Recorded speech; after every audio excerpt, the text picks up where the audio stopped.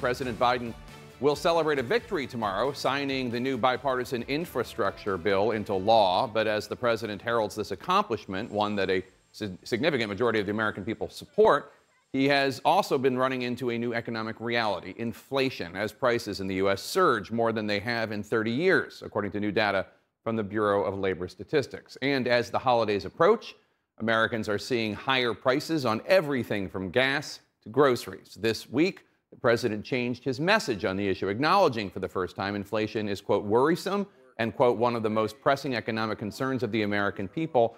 A response, perhaps, to the political reality. A brand new poll from the Washington Post ABC News shows Biden's approval rating sinking to 41%, a new low, largely because of a negative shift among Democrats and independents, as 70% of the American people, according to this poll, rate the economy negatively. 70%.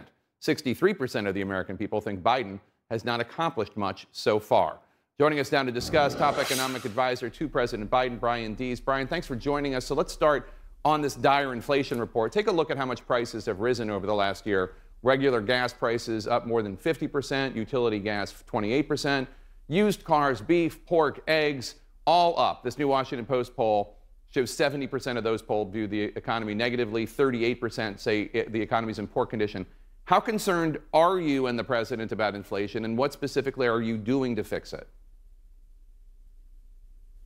Well, inflation is high right now, and it is affecting consumers in their pocketbook and also in their outlook for the economy. But those concerns underscore why it's so important that we move forward on the Build Back Better legislation, this legislation that the House is going to consider this week. This, more than anything, will go at the costs that Americans face. You talk about health care, one of the biggest costs that American families face. This will lower prescription drug prices, put a cap on prescription drug costs for our seniors. Child care, not only a big cost driver for families, but a big impediment for more parents and women to get back into the workforce. This bill will cut the cost of child care by more than half for most working families. And housing, too, a big cost driver for families. This bill will build affordable homes all around the country to make it easier for families to afford housing and also to move to places where the job opportunities are. All of these things go right at lowering costs for American families, and this bill is fully paid for. It's not going to add to inflationary pressures, quite the opposite, because we're going to pay for everything in this bill by raising taxes on big companies, large corporations, and the highest income Americans. So there's an urgency to act. The House is going to consider this bill this week, and we're looking forward to making progress in getting this done. Right, but nothing you just mentioned, assuming that everything you're saying is accurate and comes to pass the way you want, nothing you mentioned would bring down grocery prices, would bring down gas prices. For instance, let's just take gas prices for a second. Is President Biden willing to open the Strategic Petroleum Reserve? Is he willing to stop gas and oil exports so as to alleviate the gas price issue at the pump? Well, we are very committed to do everything that we can to make sure that American consumers don't bear the brunt of high gas prices and volatile energy prices. And the president has made clear that all options are on the table. We're monitoring the situation very carefully. One of the things that we're really focused on right now is making sure that American consumers don't actually get taken advantage of. One of the things that we've seen in oil and gas markets is because of consolidation, we have fewer large companies actually controlling the market. And so at moments like this, there's a real concern of price gouging or market manipulation that could put consumers could actually harm consumers. So we've asked the Federal Trade Commission to take a very close look at that right now in the current market conditions. And we're also engaging internationally with our counterparts to make sure that other oil-producing nations are not taking advantage of the strength of the recovery and actually profiting at the American consumer's expense. So all those issues are on the table, including Strategic Petroleum Reserve. We're monitoring that closely, and we'll continue to do so. So, Brian, you saw the bad poll numbers for the president when it comes to the economy. I don't know how much of a factor this was, but President Biden finally publicly acknowledged inflation is worrisome this week. I want to play some sound of what you and President Biden were saying a few months ago in June. By the way, talk of inflation, the overwhelming consensus is going to pop up a little bit and then go back down. No one's talking about this great, To the degree that people are focused on inflationary pressures in the short term, that really is not the issue.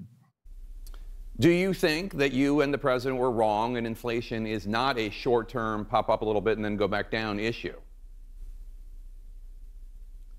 No, I don't think so, Jake. I think what we have said consistently is that the pandemic and the economy are interlinked. And certainly we saw, just as the Delta variant posed real health challenges to the economy, it also had economic impacts. More people were consuming goods at home, watching TV rather than buying a new television, rather than going out to the movies and spending on services. And so that's added to some of the supply chain challenges that we face. But we're seeing these price increases as inflation globally because of the supply chain challenges associated with COVID. That's why we're going right at attacking those issues right now as well. In the very immediate term, we're working with ports around the country to get goods moving more quickly through the economy. And this infrastructure bill, the bipartisan bill that the president will sign tomorrow, is the most significant step that we will have taken in decades to actually invest in the arteries that help move goods more quickly through our economy, more cheaply through our economy, and was designed that we can move out quickly on some areas like our ports to try to start providing some relief. So we have been focused on this issue.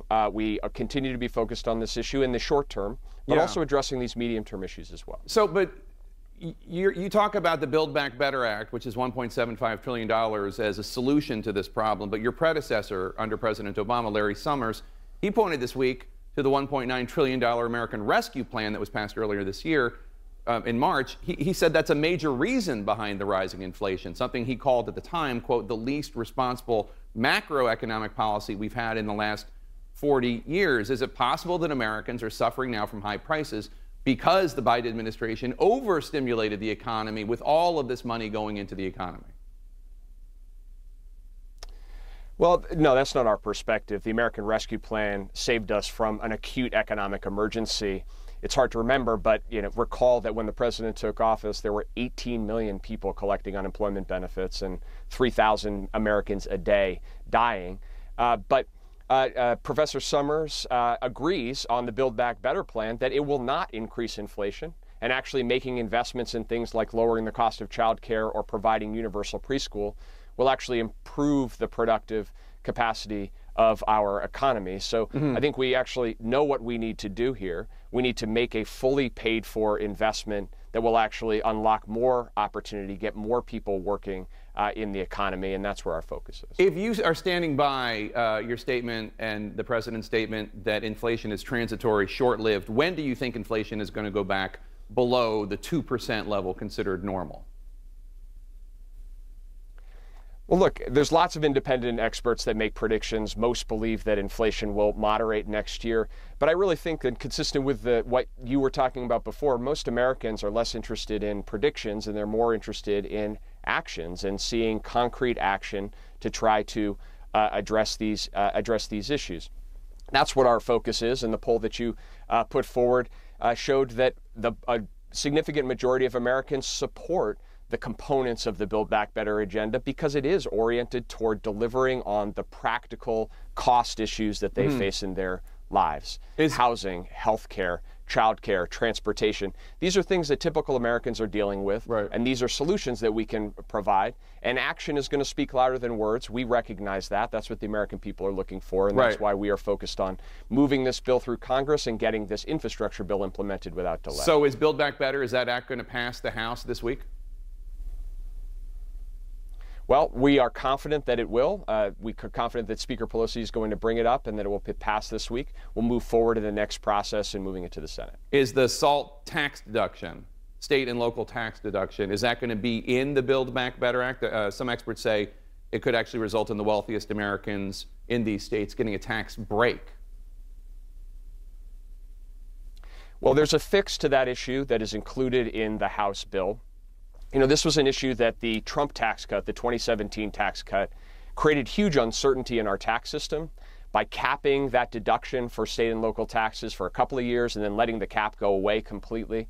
What the fix in the House bill would do would be provide a long-term higher cap on that issue. And so that's in the bill, and we expect that that will be part of the bill that will be put on the floor and be considered by the House this week. All right, Brian Deese, thanks so much for joining us today. Appreciate it.